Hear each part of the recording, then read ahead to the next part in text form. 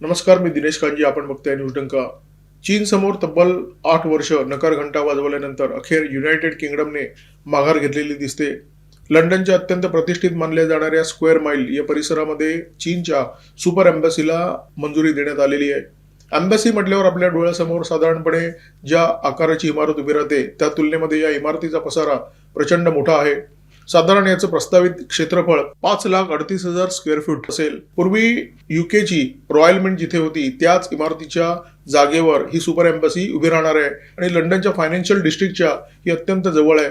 ही इमारत चीनच्या हेरगिरीचा अड्डा बनेल अशा प्रकारचा इशारा युकेच्या MI5 आणि MI6 या गुप्तचर यंत्रणेने दिला होता. चीनचा हा लंडनमध्ये शिरलेला ट्रोजन हॉर्स अवघ्या युरोपच्या विरोधात आर्थिक युद्ध छेडू शकतो अशी शक्यता सुद्धा तज्ज्ञांनी व्यक्त केलेली आहे. एखादा देश सार्वभौम असतो म्हणजे नेमकं काय असतं, या सार्वभौमत्वाची लक्षणं कोणती असतात? जेव्हा तुम्ही तुमच्या देशाच्या हिताचे निर्णय स्वतंत्रपणे घेता, कोणत्याही दबावासमोर न झुकता घेता, तेव्हा खऱ्या अर्थाने तुम्ही सार्वभौम असता. युनायटेड किंगडमचं सध्याचं जे नेतृत्व आहे त्यांना अशा प्रकारचा ताठकणा लाभलेला दिसत नाहीये, अन्यथा ते चीनच्या दबावाच्या समोर झुकले नसते. कियर स्टार्मर यांच्या सरकारने अखेर चीनच्या सुपर एम्बसीच्या प्रस्तावाला मंजुरी दिलेली आहे. सरकारचे गृहनिर्माण मंत्री स्टीव्ह रीड्स यांनी हा निर्णय जाहीर केलेला आहे आणि त्यांनी सांगितलेलं आहे की हा निर्णय घेताना गुप्तचर यंत्रणांना म्हणजे MI5 आणि MI6ला आम्ही या निर्णय प्रक्रियेमध्ये सहभागी करून घेतलं होतं.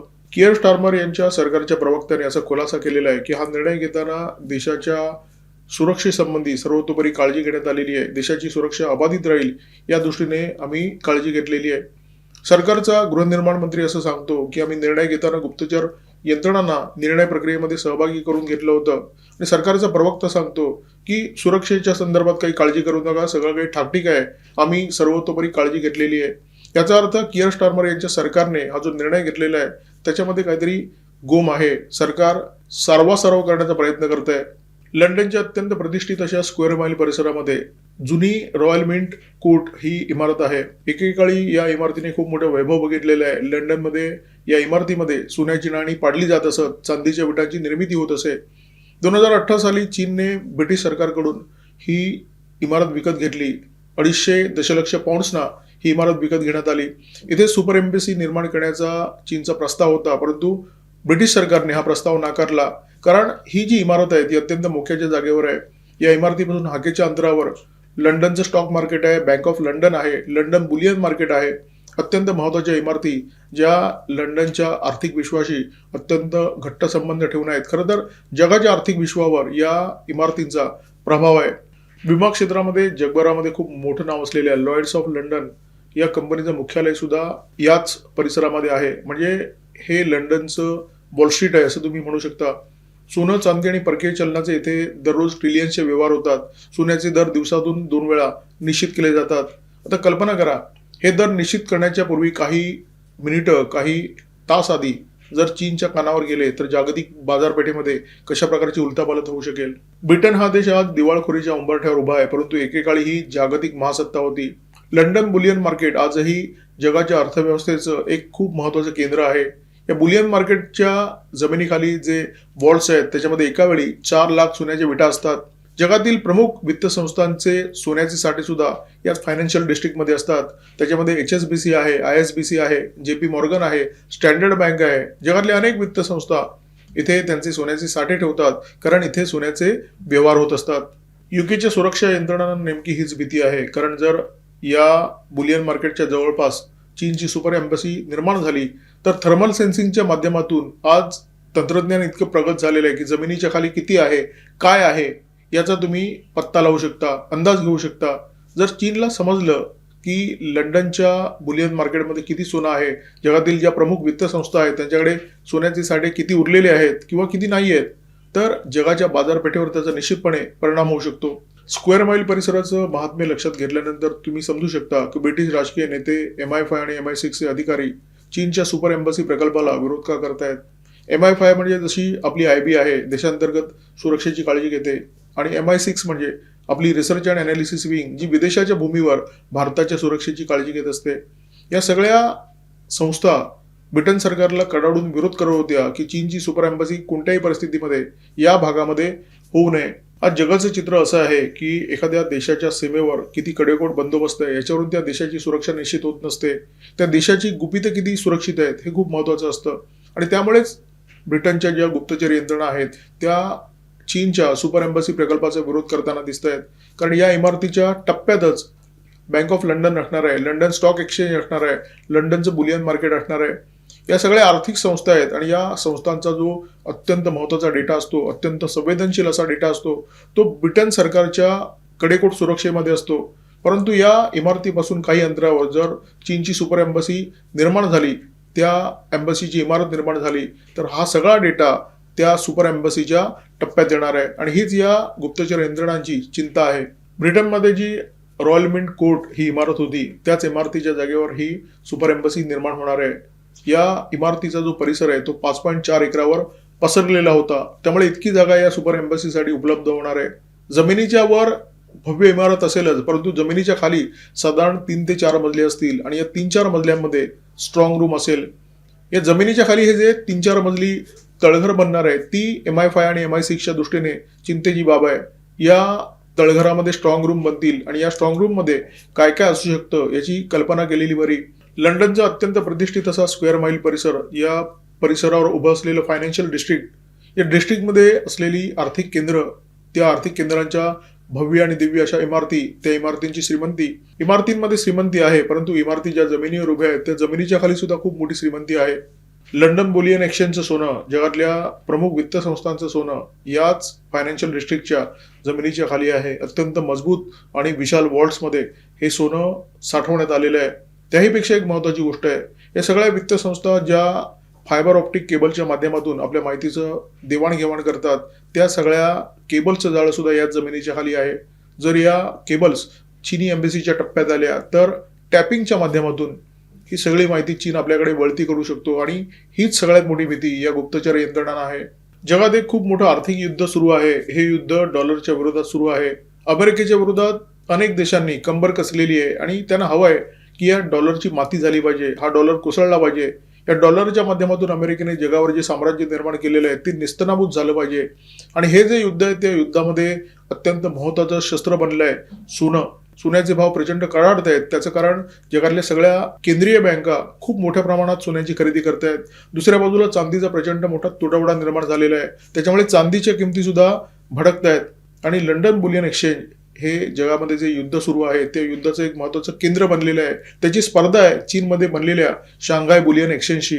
आता कल्पना करा, लंडन बुलियन एक्सचेंजचा सगळा जर डेटा चीनच्या ताब्यात गेला या एम्बसीच्या माध्यमातून, तर जगामध्ये किती मोठा हाहाकार माजू शकतो. कारण चीनला जगातल्या सगळ्या सोन्याचा ताबा घ्यायचा आहे आणि जर तुम्हाला सोन्याचा ताबा घ्यायचा असेल तर तुम्हाला सोन्याच्या बाजाराचा ताबा घ्यावा लागतो. लंडन बुलियन मार्केट हे जगातलं अत्यंत महत्त्वाचं आणि अत्यंत शक्तिशाली असं आर्थिक केंद्र आहे जिथे सोन्याची खूप मोठ्या प्रमाणामध्ये दररोज उलाढाल होते. ही उलाढाल अब्जावधी रुपयामध्ये होते, ट्रिलियनमध्ये होते.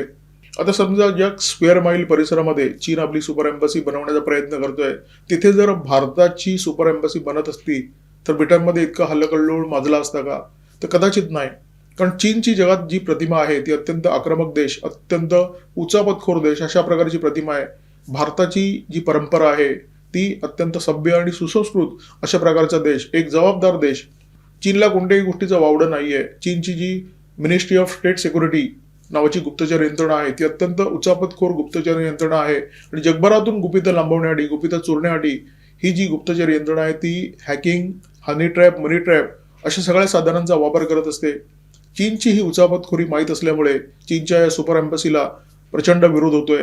चीनच्या या सुपर एम्बसीचं अजून भूमिपूजन सुद्धा झालेलं नाहीये, परंतु या प्रकल्पाच्या विरोधात ब्रिटनमध्ये खूप मोठी ओरड सुरू आहे आणि ओरड करणाऱ्यांमध्ये MI5 आणि MI6चे आजीमाजी अधिकारी आघाडीवर आहेत. MI6चे निवृत्त प्रमुख रिचर्ड मूर यांनी सरकारला इशारा दिलेला आहे की हा दूतावास इकॉनॉमिक वॉरफेअरचं महत्त्वाचं केंद्र बनू शकेल. MI5चे महासंचालक केन मॅकमिलन यांनी सरकारला इशारा दिलेला आहे की ही जी इमारत आहे प्रस्तावित दूतावासाची ती लंडनच्या मधोमध आहे. ही अत्यंत महत्त्वाची अशी लिस्निंग पोस्ट बनू शकेल चीनसाठी. सिग्नल टॅपिंगच्या माध्यमाचा वापर करून ब्रिटनचे जे उद्योजक आहेत, ब्रिटनचे जे महत्त्वाचे आणि प्रतिष्ठित नागरिक आहेत, राजकीय नेते आहेत, त्यांच्या संभाषणावर लक्ष ठेवण्याचं काम या दूतावासाच्या माध्यमातून होऊ शकतं. शिवाय हा दूतावास अत्यंत महत्त्वपूर्ण आर्थिक आस्थापनांच्या जवळ असल्यामुळे चीनी दूतावासातले अधिकारी कर्मचारी या आस्थापनातील लोकांशी संपर्क वाढवतील, त्यांच्याशी मैत्री बनवतील, त्यांच्या माध्यमातून माहिती काढून घेण्याचा प्रयत्न करतील. मग माध्यम कोणतंही असो, हॅकिंगचं असो, हनी ट्रॅपचं असो किंवा मनी ट्रॅपचं. ओरड फक्त गुप्तचर यंत्रणांचे आजीमाजी अधिकारी करत नाहीयेत. माजी लष्करी अधिकारी, राजकीय नेते सुद्धा या प्रकल्पाला जोरदार विरोध करताना दिसत आहेत. रिचर्ड केम्प हे नामांकित लष्करी अधिकारी, त्यांनी असं म्हटलंय की लंडनमध्ये चीनचा जो दूतावास आहे तो हेरगिरीची छावणी बनण्याची शक्यता आहे. हाऊस ऑफ लॉर्डचे लॉर्ड अल्टन यांनी सरकारला इशारा दिलेला आहे. यांनी खरं तर प्रश्न विचारलेला आहे की चीन हा देश हेरगिरी आणि सायबर हल्ल्यासाठी जगभरामध्ये बदनाम आहे. अशा देशाचा दूतावास अशा ठिकाणी का केला जातोय की ज्या ठिकाणापासून अत्यंत जवळ आपली सामरिक आणि आर्थिक केंद्र आहेत. ब्रिटनचे कॉन्झर्वेटिव्ह पार्टीचे नेते आयन डंकन स्मिथ यांनी या प्रकल्पाला सातत्याने विरोध केलेला आहे आणि त्यांनी स्पष्टपणे असं म्हटलेलं आहे की हा दूतावास म्हणजे ब्रिटनच्या हृदयावर पाळत ठेवण्यासाठी चीनला दिलेला मोफत पास आहे. देशामध्ये इतका प्रखर विरोध होत असताना युकेचे पंतप्रधान किअर स्टार्मर या प्रकल्पाला मंजुरी देतात. त्याचं कारण काय? त्याचं कारण या देशाची मजबुरी आहे आणि ही मजबुरी सगळ्या जगाला माहिती आहे. युके दिवाळखोरीच्या उंबरठ्यावर येऊन उभा आहे. आतापर्यंत युकेचं परराष्ट्र धोरण अमेरिकेच्या कच्छपी लागून रेटलेलं धोरण होतं, परंतु आता अमेरिका स्वतःच आर्थिक तंगीत आहे. युकेला कोणत्याही प्रकारे मदत करण्याची शक्यता खूपच कमी आहे. त्यामुळे युके चीनकडे खूप मोठ्या आशेने बघतोय.